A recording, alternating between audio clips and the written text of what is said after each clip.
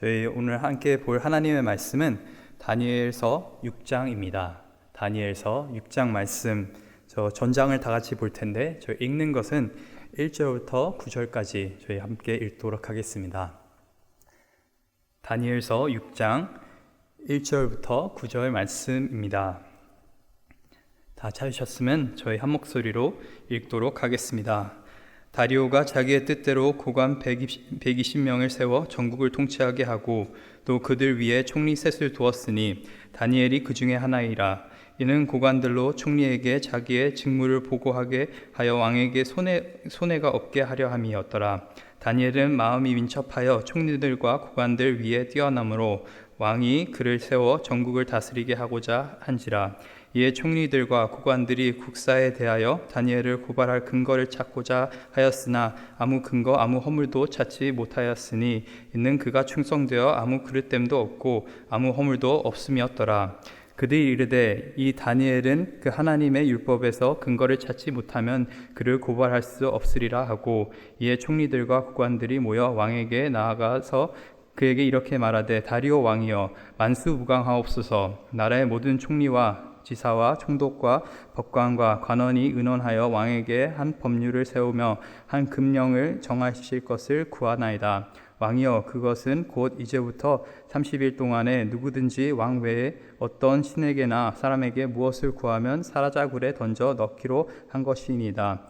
그런즉 왕이여, 원하건대 금령을 세우시고 그 조서에 왕의 도장을 찍어 메대와 바사에 고치지 아니하는 규례를 따라 그것을 다시 고치지 못하게 하옵소서 하매, 이에 다리오 왕이 조사에 왕의 도장을 찍어 금령을 내니라. 아멘. 네, 여러분은 지금 이 순간에 하나님께 단 한 가지 질문을 할 수 있다면 어떤 질문을 하시겠습니까? 어떤 분들은 아마 이 미래에 대한 질문을 하실 수도 있을 것 같습니다.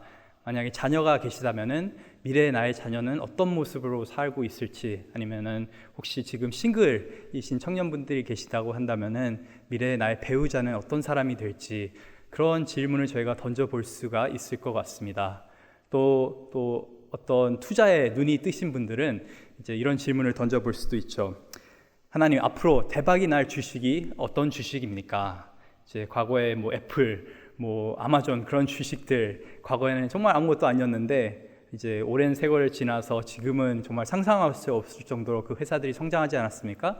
하나님, 대박 날 그 회사, 그 주식이 무엇입니까? 아니면 1년 후에 당첨될 로또의 그 번호는 무엇입니까? 이렇게 정말 투자적인 목적으로 저희가 질문을 해볼 수도 있을 것 같습니다. 또 어떤 분들은 평소에 궁금했던 정말 신앙적인 문제들이 좀 거룩한 분들은 이런 질문을 해볼 수도 있을 것 같습니다. 삼위일체 하나님을 제가 어떻게 이해할 수가 있습니까? 아니면 구원은 전적인 하나님의 주권에서 일어나는 것입니까? 아니면 인간의 어떤 결정에 의해서 이루어지는 것입니까? 여러 가지 어려운 신앙적인 문제들을 저희가 하나님께 질문을 해볼 수도 있습니다. 사실 이 질문은 제가 지어낸 질문이 아니라 이 리 스트로벨이라고 하는 유명한 기독교 저자가 이 설문조사에서 이렇게 물어봤던 그러한 질문입니다.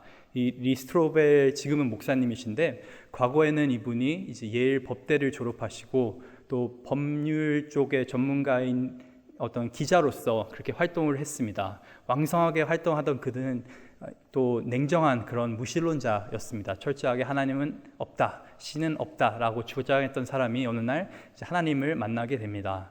그리고 자기의 어떤 기자의 배경을 삼아서 이제 여러 신학자들 만나면서 이 기독교 신앙에 대해서 기자의 시선으로서 그렇게 좀 파헤쳐보고 또 그를 통해서 많은 사람들에게 은혜를 전달했는데, 그 책이 바로 예수는 역사다, 아니면 옛날에는 한국에서는 믿음 특종 사건이라는 책으로 이렇게 출간이 되었습니다. 그것이 너무나 유명해서 미국에서는 영화로도 그렇게 만들어졌을 정도로 굉장히 유명한 그런 저자인데, 그분이 이 미국 전역을 대상으로 해서 설문조사를 했습니다. 당신이 하나님께 단 한 가지 질문을 할 수 있다면 어떤 질문을 하겠습니까? 라는 그 질문을 던졌을 때 가장 많은 사람들이 어떤 질문을 던졌냐면은 이 세상에 왜 고난은 존재합니까? 라는 그러한 질문이었습니다. 하나님이 정말 선하시고 또 좋으신 하나님이라고 하신다면은 왜 이 세상은 이토록 고난으로 가득합니까? 왜 악인들은 이 세상에서 너무나 잘 사는 것 같고 왜 의인들은 또 하나님을 믿는 자들은 계속해서 고난을 당하게 됩니까?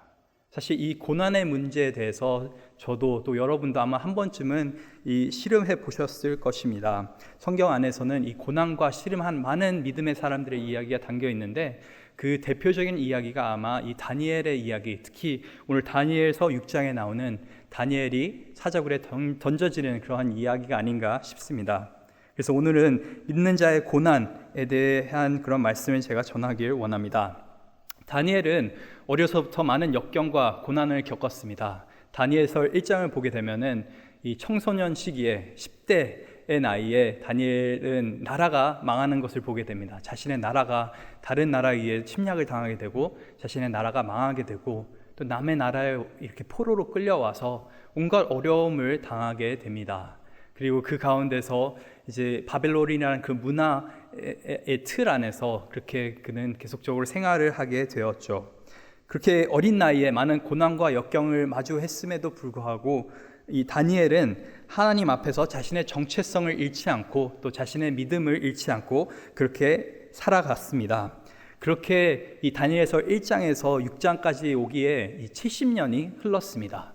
다니엘서 1장 때는 이 다니엘의 나이가 10대의 나이였는데 이 6장을 보게 되면은 정권이 이미 3번이 바뀌고 이제 나라가 더 이상 바벨론은 존재하지 않고 이제 페르시아 제국이 등장을 하게 됩니다.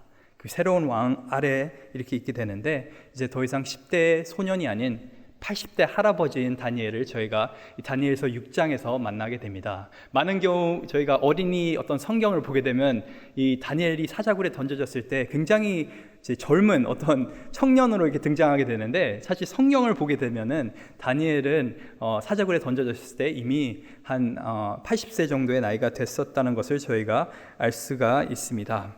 그럼에도 불구하고 다니엘은 아직까지 신실하게 또 성실하게 하나님을 섬기고 있고 또 사회의 일원으로서 열심히 그렇게 자신의 역할을 감당하고 있는 것을 볼 수가 있습니다. 오늘 본문 1절을 보게 되면은 이 페르시아 왕국 이 메데 바사 제국의 어떤 지도 어떤 정치적인 구조가 나와 있는데 그 구조가 뭐냐면은 이 고위 관직들이 있습니다. 저희 성경에는 이 고관들이라고 표현이 되어 있는데 그들이 120명이 있습니다. 그리고 그 120명 중에서 3명을 왕이 뽑아서 그들을 총리로 세우는데 그 총리들은 왕 옆에서 이제 보좌를 하면서 또 조언을 하면서 왕이 이 땅을 잘 다스릴 수 있게끔 도와주는 그런 역할을 하고 있습니다. 그 총리 중 한 명이 이 80세 노인인 다니엘인 것입니다. 근데 더 놀라운 것은 이 본문 3절을 보면은 이렇게 기록이 되어 있습니다. 다니엘은 마음이 민첩하여 총리들과 고관들 위에 뛰어남으로 왕이 그를 세워 전국을 다스리게 하고자 한지라.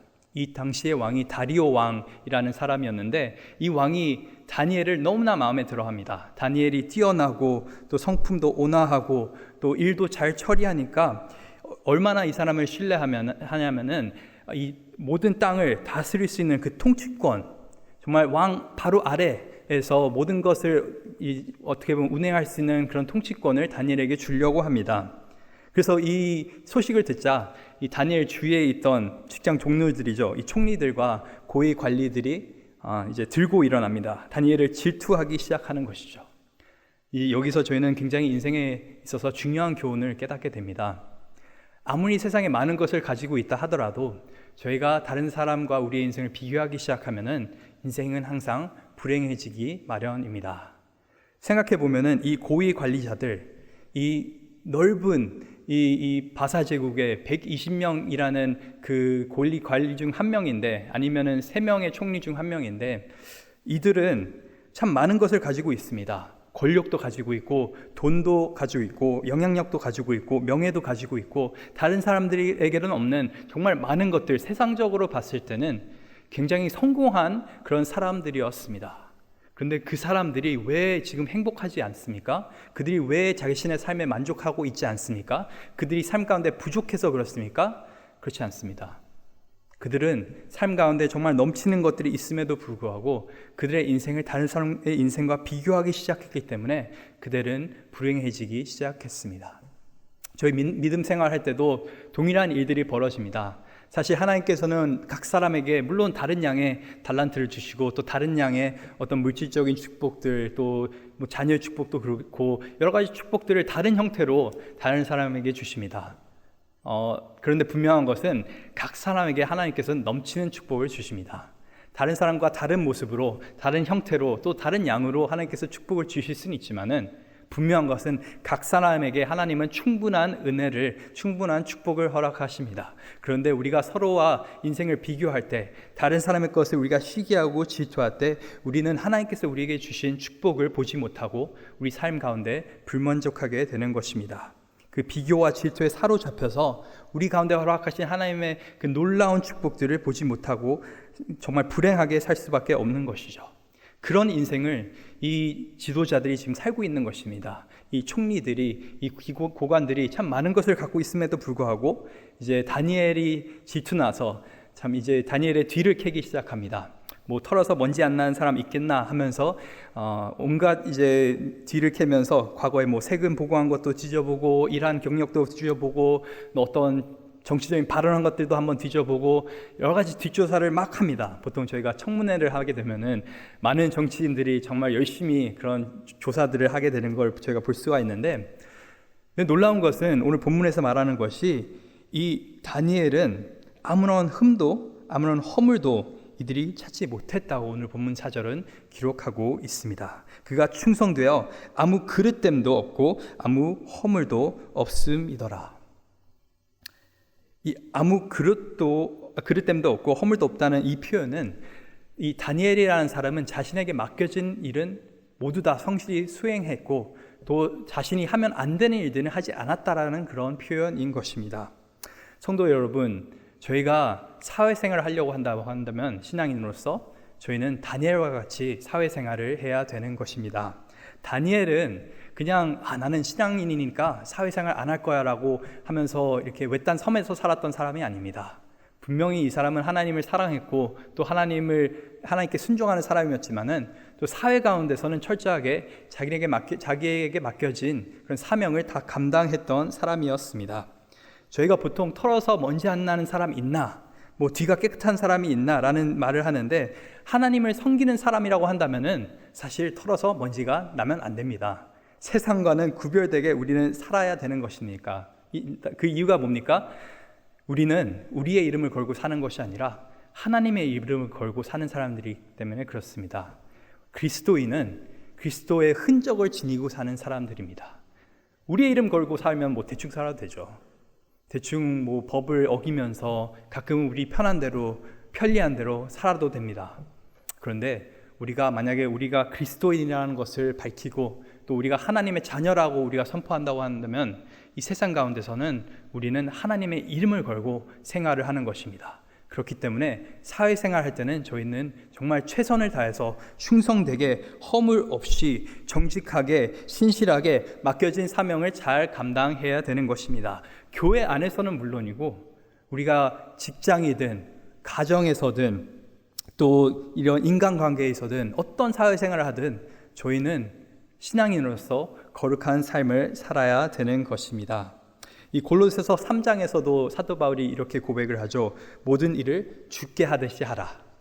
우리가 뭐 정말 9시에서 5시까지 그냥 정말 단순한 노동을 한다 할지라도 우리가 아이들을 보는 일을 한다 할지라도 또 어떤 일을 우리에게 맡겨주셨든지 하나님께서 우리는 다 주께 하듯이 해야 되는 것입니다. 사람을 보고 일하는 것이 아니라 신앙인은 하나님을 보고 사회생활을 하는 것입니다. 다니엘은 또 저희가 보게 되는 것은 이렇게 비밀리에 신앙생활을 하지 않았습니다. 가끔은 저희가 사회생활을 하면서 우리가 신앙인이라는 것을 그리스도인이라는 것을 좀 감추고 살 때가 있습니다. 우리의 이웃들이 우리는 그리스도의 교회 다니는 사람이라는 것을 모르고 살 때가 굉장히 많습니다. 그러다가 이제 어느 날 교회 왔는데 새 신자가 왔는데 직장 동료가 나타났다, 친구가 나타났다 할 때 깜짝깜짝 놀라죠. 너도 교회 다녔어? 하고 그렇게 질문을 할 때가 있습니다. 왜 저희가 그런 반응을 보입니까? 그만큼 저희가 이중적인 생활을 하기 때문에 그렇습니다. 그만큼 저희가 떳떳하지 못하기 때문에 그렇습니다. 만약에 저희가 신앙인으로서 직장 생활도 열심히 한다면은, 비즈니스도 저희가 정직하게 한다면은 우리가 크리스찬이라는 걸 안 밝힐 이유가 없는 것이죠. 우리가 만약에 우리 이웃을 정말 하나님이 가르쳐 주신 대로 내 몸같이 사랑하고 한다면은 우리 이웃들에게 내가 교회 다니는 것을 숨길 필요가 없는 것입니다. 그런데 왜 우리는 자꾸 우리의 어떤 신앙의 정체성, 이 크리스찬이라는 것을 숨기고 살게 되는 것입니까? 그 이유는 많은 경우 저희가 이중적인 생활을 하고 떳떳하지 못하게 생활하기 때문에 그렇습니다. 이 다니엘은 삶 가운데서 정말 열심히 살았던 사람인데, 그렇기 때문에 이 사람은 당당하게 자신이 크리스찬이라는 것을, 이 이방 제국, 하나님을 경외하지 않는 이 나라에서도 이 사람은 당당하게 나는 하나님을 믿는 사람이야 라고 고백할 수가 있었던 것이었습니다. 이렇게 저와 여러분 모두 직장 가운데서, 삶 가운데서 다니엘과 같은 평가를 받을 수 있기를 소원합니다. 다른 사람들이 우리 봤을 때 단순하게 우리의 허물과 우리의 죄들만 보는 것이 아니라, 우리의 부족한 모습만 보는 것이 아니라, 정말 크리스찬은 다르구나, 정말 교회 다니는 사람은 다르구나, 예수님 믿는 사람은 정말 이 자그마한 것에서도 다르구나 라는 것을 우리가 다른 사람들이 느끼길 원합니다. 그렇게 우리가 그런 삶을 살 수 있기를 원합니다. 그래서 다니엘은 신앙인으로서 정말 사회생활도 기가 막히게 했습니다.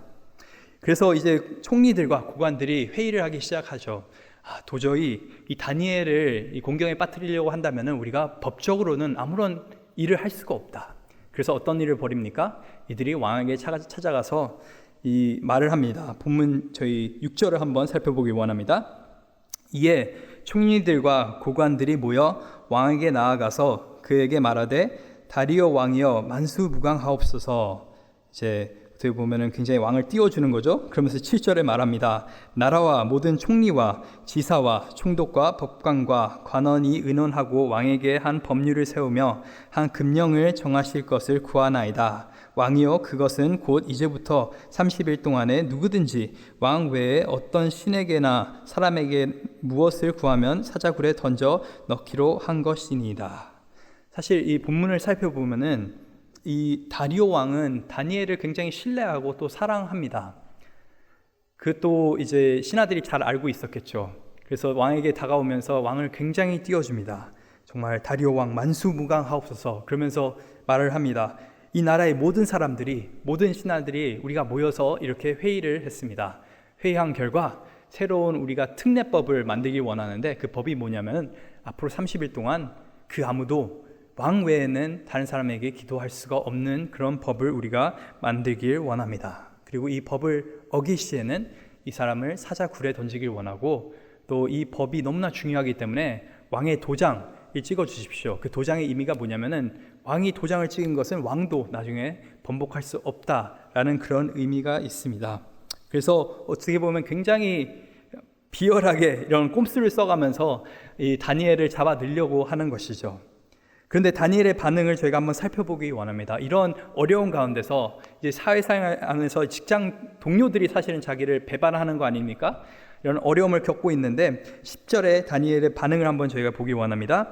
다니엘이 이 조서에 왕의 도장이 찍힌 것을 알고도 자기 집에 돌아가서는 윗방에 올라가 예루살렘으로 향한 창문을 열고 전에 하던 대로 하루 3번씩 무릎을 꿇고 기도하며 그의 하나님께 감사하였더라.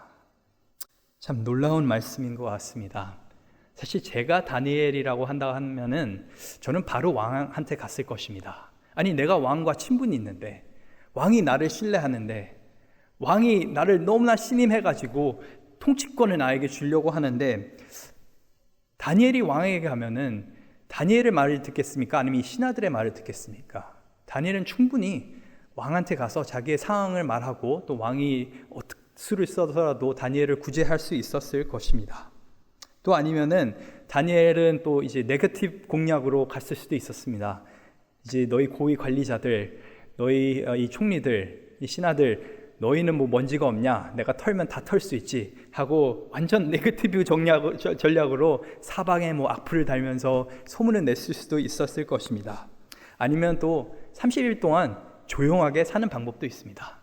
아니, 그러니까 30일, 한 달 동안에 뭐 저희가 코로나 사태 가운데서 집에 30일도 넘게 이렇게 있는데 뭐 조용히 지내는 거 뭐 어렵으니까 그냥 문 닫고 창문 닫고 그 안에서 열심히 뭐 성경 읽으면서 기도하면 되는 것이죠. 여러 가지 방법으로 사실 다니엘은 자신의 신앙을 조금만 타협한다고 한다면은 사회생활을 좀 순조롭게 할 수 있었던 것입니다. 그런데 다니엘은 그 조금의 타협도 하지 않습니다. 조금만 자신의 생각을 바꾸면 사회생활이 쉬워질 수 있을 것 같은데 다니엘은 철저하게 자신의 신앙을 지키는 것을 저희가 보게 되는 것입니다. 다니엘이 이 특례법에 대해서 정확하게 알고 있었습니다. 성경이 말하기를 이 모든 것을 이미 다 알고 있었다. 즉, 이 신하들의 계획을 다니엘은 너무나 잘 알고 있습니다. 알고 있음에도 불구하고 평상시와 동일하게 기도의 자리를 다니엘은 지킵니다. 하루에 3번 하나님 앞에 기도를 하는데 평상시처럼 문을 활짝 열고 감사의 기도를 드립니다. 아니, 하나님 때문에 지금 죽게 생겼는데 하나님 앞에 감사의 기도를 드리는 다니엘의 모습을 보게 됩니다. 사랑하는 성도 여러분, 저희가 사회생활을 하면서 또 이 세상을 살면서 어떻게 보면 신앙적으로 저희가 조금만 타협하면은 삶이 좀 편해질 거라고 생각을 하게 됩니다. 또 비즈니스 할 때 주일날 문 여는 거 뭐 내가 조금만 좀 타협하게 된다면은 그래도 돈을 더 벌 수 있는데, 아니면 직장 생활할 때 내가 조금만 뭐 이런 술 문화나 아니면 다른 사람의 비유를 맞추면서 아니면은 내 신앙적인 어떤 생각들을 조금만 접어두면은 좀 사람들과 편하게 지낼 수 있는데, 다른 사람들처럼 다른 사람 욕하면서 가십하면서 그러면 살 수 있을 텐데 하고 조금만 우리가 신앙을 타협하면은 좀 사회생활을 편하게 할 수 있을 거라는 그런 생각을 가지고 저희가 삽니다. 또 학생들은 보통 내가 조금만 이 숙제를 베끼고 아니면 다른 사람들처럼 뭐 논문을 조작하고 아니면 시험을 좀 부정행위를 하고 그러면은 조금만 내 신앙적인 어떤 생각들을 바꾸면은 쉽게 살 수 있는데 하면서 사실 이 타협의 유혹은 우리 삶 가운데 너무나 많이 등장하게 됩니다. 그런데 참된 신앙인은 사회생활을 위해서 신앙생활을 타협하지는 않습니다. 굉장히 중요한 이 사실입니다. 신앙인은 열심히 사회생활을 해야 되지만은 이 사회생활 때문에 신앙생활을 타협해서는 절대 안 되는 것입니다. 다니엘은 이 사실을 너무나 잘 알고 있었습니다. 사회생활도 이는 하나님을 위해서 하는 것이었고 또 신앙생활도 하나님을 위해 하는 것이었기에 하나님을 배제하고서 어떤 사회적인 생활의 어떤 결정도 내리지 않고 있는 것이죠. 그래서 이는 평상시 하던 대로 기도를 하는 것을 볼 수가 있습니다. 그렇게 다니엘은 보란듯이 기도를 합니다. 그리고 옳거니 하면서 이 신하들, 이 총리들, 고관들은 왕에게 찾아가죠. 그러면서 어제 왕이 발령하신 그 법 기억하십니까? 그 법을 다니엘이 어겼습니다 라고 고발을 하는 것을 저희가 보게 됩니다. 이 14절 말씀을 보게 되니까 왕이 이 말을 듣고 그로 말미암아 심히 근심하여 다니엘을 구원하려고 마음을 쓰며 그를 건져내려고 힘을 다하다가 해가 질 때 이르렀더라. 왕은 참 다니엘을 사랑했습니다. 그런데 여기 이 상황에서는 할 수 있는 것이 아무것도 없는 것이죠.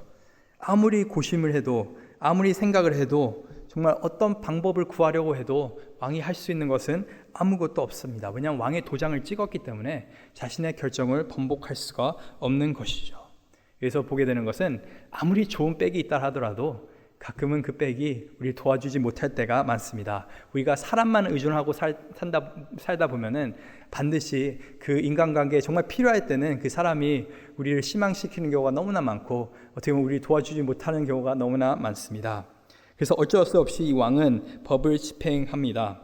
그러면서 다니엘에게 마지막으로 이렇게 이야기를 합니다. 16절입니다. 이에 왕이 명령하매 다니엘을 끌어다가 사자굴에 던져 넣은지라. 왕이 다니엘에게 이르되 내가 항상 섬기는 너의 하나님이 너를 구원하시리라 하니라. 모든 것을 내려놓고 왕은 다니엘을 사자굴에 던집니다. 그리고 그 사자굴에 그 위에 이제 돌이 덮여지게 되고 왕은 이 성경에 보니까 그날 밤에 잠을 못 자고 아무것도 먹지 못합니다. 계속해서 그 사자굴을 그 주위를 들락날락하면서 돌아다니면서 자꾸 이제 다니엘 걱정을 하면서 그렇게 삽니다. 70년 동안 다니엘은 신실하게 하나님을 섬겼습니다. 그 70년 열심히 섬긴 결과가 사자굴에 던져지는 것이었습니다. 여기서 저희가 배우게 되는 것은 하나님을 오랫동안 우리가 섬긴다고 해서 우리가 고난을 피하게 되는 것은 아닙니다. 믿는 자 인생 가운데는 처음에도 나중에도 예수님께서 다시 올 때까지는, 우리가 천국 안에 들어가기 전까지는 항상 고난과 역경은 따르게 되어 있습니다. 그냥 올 수 있다 정도가 아니라 반드시 여러분 삶 가운데는 고난과 역경이 있을 것입니다. 내일의 어려움이 반드시 찾아오게 될 것입니다. 이 마태복음 6장에도 그런 말씀을 예수님께서 하시죠. 한날 괴로움은 그날로 족하니라. 왜냐? 내일 가운데도 반드시 어려움이 있기 때문에. 그래서 내일 염려하지 말고 오늘 있는 염려를 너희가 걱정하라라고 마태복음에서 예수님께서 말씀하십니다. 또 요한복음 15장 18절 19절에서는 이렇게 예수님께서 말씀하십니다. 세상이 너희를 미워하면 너희보다 먼저 나를 미워한 줄 알라.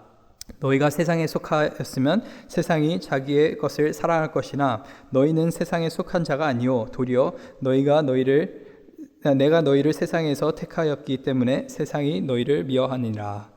또 세상에 속한 사람들은 세상이 정말 사랑합니다. 그래서 좋은 일들이 많이 일어납니다. 그런데 하나님께 속한 사람들은 세상이 미워한다고 예수님께서 말씀하시는데, 근데 너희를 미워하기 이전에 세상이 나를 미워했다고 예수님 말씀하십니다. 믿는 자들은 이 고난과 역경 앞에 두려워해서도 안 되고 또 놀라서도 안 됩니다. 하나님께서 분명히 말씀하셨습니다. 우리 신앙생활 가운데서는 항상 고난과 역경이 있을 거라고 분명히 말씀하셨죠. 그렇게 70년 동안 열심히 하나님을 섬긴 다니엘은 사자굴에 던져지게 되었습니다. 저희는 이 사자라는 이 동물을 보통 동화책에서 접하고 아니면 동물원에서 하루 종일 잠자는 그런 짐승 정도로만 접하게 되는데, 사실 이 사자에 대한 다큐멘터리를 보게 되면은 굉장히 무섭습니다. 저도 이제 아이가 3살이 되어서 가끔은 이 사자를 너무 좋아합니다. 근데 사자에 대한 다큐멘터리를 보게 되면은 너무나 잔인한 방법으로 사자는 이 동물들을 사냥합니다. 사자 한 마리의 무게가 약 400에서 500파운드 정도 되는데, 이 사자가 사자의 울음소리 으르렁거리면은 그게 보통 한 5마일 정도 뻗어나갈 수 있다고 합니다. 그 소음이 어느 정도 심한 거냐면은 이 제트기가 날아갈 때 정도 내는 소음을 사자가 울 때 낼 수 있다고 합니다. 그렇기 때문에 이 페르시아 왕국에서는 이 사자굴에 사람을 던지는 것을 가장 끔찍한 사형 제도로 그렇게 보았습니다. 사자가 사람을 완전 갈기갈기 찢어놓기 때문에 그런 것이죠. 그런 사자굴에 다니엘이 던져지게 되었습니다. 누가 봐도 이 사람은 죽은 목숨입니다. 그렇게 하룻밤이 지나고 이 18절에 보게 되면 다리오 왕이 가장 먼저 새벽 이르게 다니엘이 걱정되어서 찾아오게 됩니다. 사자굴에. 근데 22절에 정말 놀랍게 다니엘이 이런 고백을 합니다. 나의 하나님이 이미 그의 천사를 보내어 사자들의 입을 봉하셨으므로 사자들이 나를 상해하지 못하셨사오니 이는 나의 무죄함이 그 앞에 명백함이요 또 왕이여 나는 왕에게도 해를 끼치지 아니한나이다 하니라. 이렇게 사자굴에서 다니엘은 살아남게 됩니다. 그래서 진실은 저희가 항상 드러나게 된다는 것을 보게 됩니다. 다니엘은 잘못한 것이 없었기 때문에, 또 정말 죄를 저지른 것이 없었기 때문에 결국에 이 심판 가운데서도 이 구원을 받게 될 수 있었습니다. 이 다니엘이 살아난 모습을 보고 왕이 너무나 기뻐합니다. 그러면서 이제 다니엘을 굴에서 올라오라고 말하고, 또 아무리 봐도 그 몸에 상한 상처가 하나도 없으니까 그가 자기 하나님을 믿었더라 라고 고백을 하는데, 이쯤 되면은 그럼 혹시 사자의 문제가 있는 것인가? 라고 생각해 볼 수가 있습니다. 아마 왕도 그렇게 생각했을지도 모릅니다. 그래서 이제 신하들에게 시켜서 이 다니엘을 정죄하려고 했던, 다니엘을 공경에 빠뜨리려고 했던 그 총리들, 그 리더들 다 데리고 와라 해서 그들과 그들의 아내들과 그들의 자녀들을 이 사자굴에 던져지게 되는데, 성경이 기록하기를 그 사자굴에 던져진 사람들이 굴 바닥에 닿기도 전에 이 사자들이 그들을 움켜서 그 뼈까지 부러뜨렸더라고 성경은 그렇게 기록하고 있습니다. 사자들이 그냥 이 밍숭밍숭한 사자들이 아니었습니다. 단순하게 뭔가 수면제를 먹고 잠자고 있던 사자들이 아니라 정말 뼈를 부러뜨릴 수 있는 그런 무서운 사자들이었던 것을 저희가 보게 됩니다. 그래서 이 어려움 가운데서, 고난 가운데서 다니엘은 살아남게 됩니다. 그럼 하나님께서는 왜 이런 고난을, 이런 역경을 80세 할아버지인 다니엘에게 허락하셨습니까? 이 일을 통해서 하나님은 자신의 영광을 드러내기 위해서 다니엘에게 이런 고난을 허락하셨습니다. 저희가 25절과 26절, 27절을 보게 되면은 이 다리오 왕이 온 백성 가운데, 모든 나라 가운데 다른 언어로 이렇게 선포합니다. 너희에게 큰 평강이 있을지어다. 내가 이제 조서를 내리노라. 내 나라에 관할 아래에 있는 사람들은 다 다니엘의 하나님 앞에서 떨며 두려워할지니 그는 살아계신 하나님이시요 영원히 변하지 않으실이시며 그의 나라는 멸망하지 아니할 것이요 그의 권세는 무궁할 것이며 그는 구원도 하시며 건져내기도 하시며 하늘에서든지 땅에서든지 이적과 기사를 행하시는 이로써 다니엘을 구원하여 사자의 입을 벗어나게 하셨음이라 하였더라. 정말 이 놀라운 고백이 다니엘 입에서 나온 것이 아니라 이 이방 나라의 왕의 입에서 나오게 됩니다. 불과 몇 절 전에 이방 나라의 이 왕이 뭐라고 말했습니까? 다니엘, 너의 하나님이 너를 구원하기를 원하노라. 남의 하나님이었죠, 그전에는. 그런데 이제 이 다리오 왕은 철저하게 하나님의 살아계심과 하나님의 능력과 하나님의 구원하심을 보게 되었습니다. 저희가 기억해야 되는 것은 하나님께서는 우리 삶 가운데 고난을 허락하십니다. 그런 이 고난을 통해서 저희가 신실하게 이 고난 가운데 저희가 믿음이 흔들리지 않고 이렇게 우리가 믿음을 지켜나갈 때는 하나님께서는 반드시 우리를 구원하십니다. 그리고 우리의 구원을 통해서 하나님의 영광을 나타내십니다. 하나님의 구원은 사자굴 안에 있을 때 경험하게 되는 것입니다. 하나님의 은혜는 사자굴 안에 있을 때 경험하게 되는 것입니다. 하나님께서 우리 삶 가운데 허락하신 은혜는 사자굴을 벗어나는 은혜가 아니라 사자굴 안에 하나님께서 함께 하시는 그 은혜가 이 믿는 자들에게 주신 하나님의 은혜인 것입니다. 우리가 삶 가운데서 사자굴에 있지 않을 수도 있습니다. 더 무서운 상황 가운데 저희가 있을 때가 있습니다. 어떻게 보면은 이 코로나 사태가 사자굴 정도는 아니지만 많은 사람들을 두렵고 떨리게 만듭니다. 어떤 사람들은 그 직장이 그런 곳입니다. 여러 가지 사회적인 어떤 압박과 어떤 직장에서 요구하는 것들, 그런 것들이 참 사자굴처럼 여겨질 때가 있습니다. 어떤 분들은 집이 이런 사자굴과 같이 느껴질 때가 있습니다. 자녀를 기르는 일이, 아이를 이렇게 정말 믿음 안에서 기르는 것이 어떻게 보면 너무나 힘들고 감당하기 어려운 그런 고난으로 다가올 때가 있습니다. 또 어떤 분들은 지금 코로나 사태 때문에 재정적인 어려움을 겪고 계신 분들도 있고, 또 정신적으로, 육체적으로 많은 어려움을 겪고 계신 분들이 있습니다. 믿는 자들의 인생 가운데는 사자 앞에 서는 그런 고난은 없을 수 있지만은 그보다 더한 고난들이 분명히 찾아오게 됩니다. 하지만 저희가 분명히 기억해야 되는 것은 하나님께서 우리 가운데 이 고난을 허락하시는 이유는 하나님께서 이 고난 가운데 우리와 함께 하시기 때문인 것입니다. 항상 우리가 이것을 기억해야 됩니다. 근데 그럼 저희가 마지막으로 굉장히 중요한 질문을 던져볼 수가 있습니다. 믿는 자는 항상 고난 가운데서 승리할 수 있습니까? 저희가 스데반 집사의 이야기를 사도행전 7장에 보게 되고, 또 많은 이 사도들, 사도 요한 외에는 사실 11사도 다 결국엔 순교했습니다. 그들에 대해서는 저희는 뭐라고 말할 수가 있습니까? 과연 하나님께서는 정말 고난 가운데서 믿는 자들을 건지실 수 있습니까? 사실 하나님의 계획 가운데, 또 하나님의 섭리 가운데서 어떤 경우에는 하나님께서 고난보다 더한 죽음을 허락하실 때도 있습니다. 순교를 허락하실 때도 있습니다. 우리의 믿음의 그 가치가 결국에는 우리를 죽음으로 내몰 때도 있습니다. 그 대표적인 예가 예수 그리스도이십니다.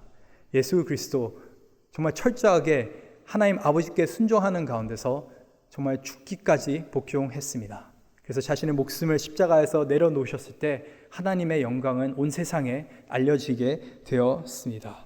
가끔은 우리의 인생을 정말 포기하면서까지 우리는 하나님 앞에 신실하게 살아야 되는 것입니다.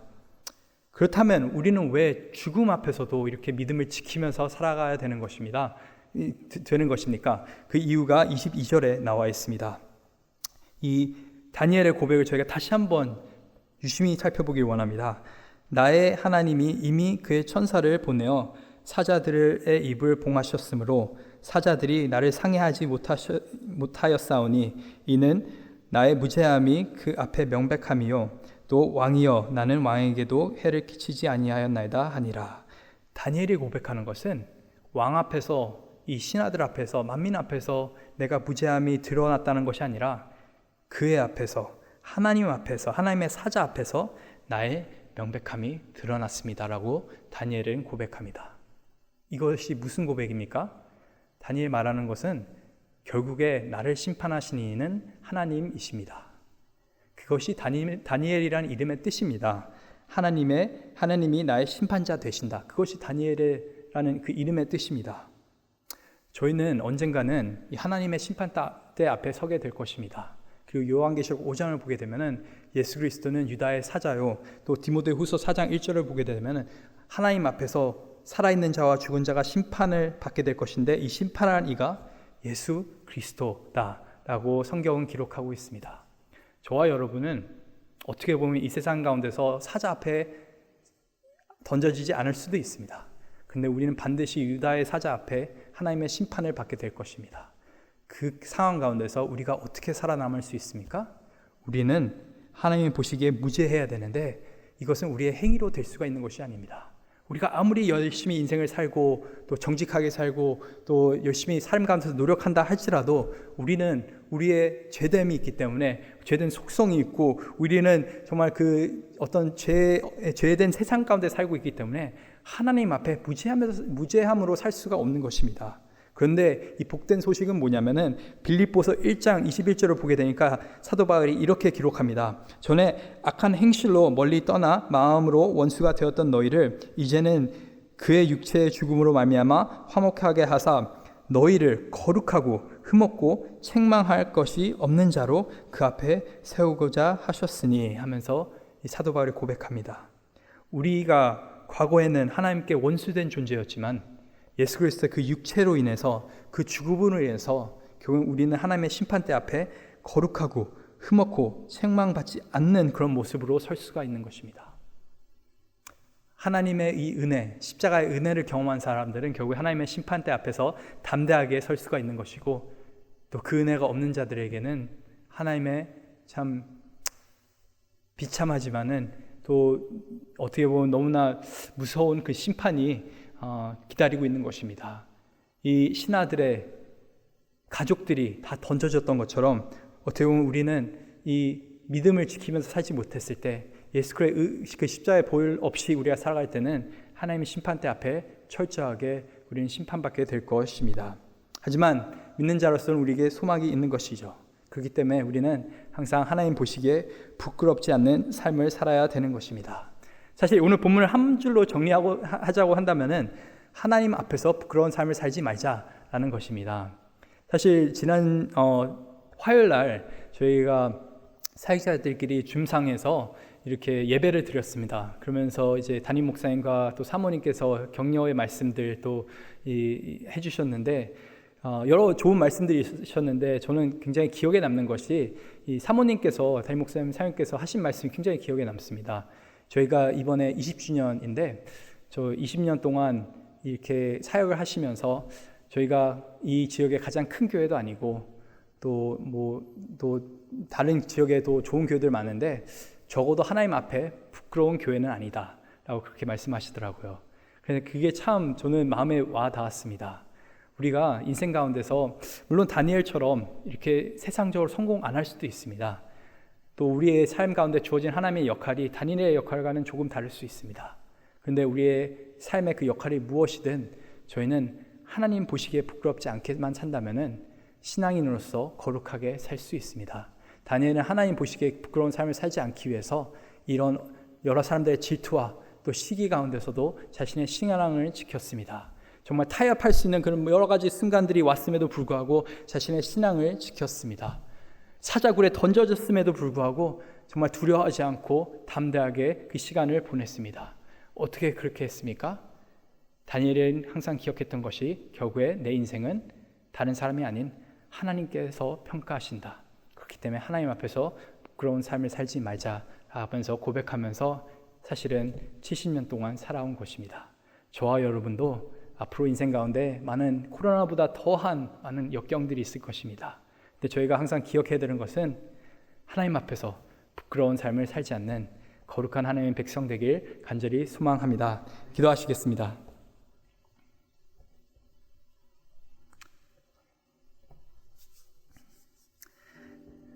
한번 말씀을 기억하면서 저희가 기억하길 원합니다. 혹시 내 삶 가운데 이렇게 참 사회생활을 하면서 또 인간관계 속에서 직장에서 나의 신앙을 타협하게끔 하는 것들이 있지 않습니까? 나는 당당하게 내가 신앙인이라고 크리스찬이라고 말하면서 살고 있습니까? 정말 하나님이 보시기에 부끄럽지 않은 그런 삶을 살고 있습니까? 우리의 목표가 정말 하나님 앞에서 정말 거룩한 그런 인생을 살게 하옵소서라는 것이 우리의 인생의 목표가 된다면은 이 인생의 역경, 고난은 아무것도 아니게 되어버리는 것입니다.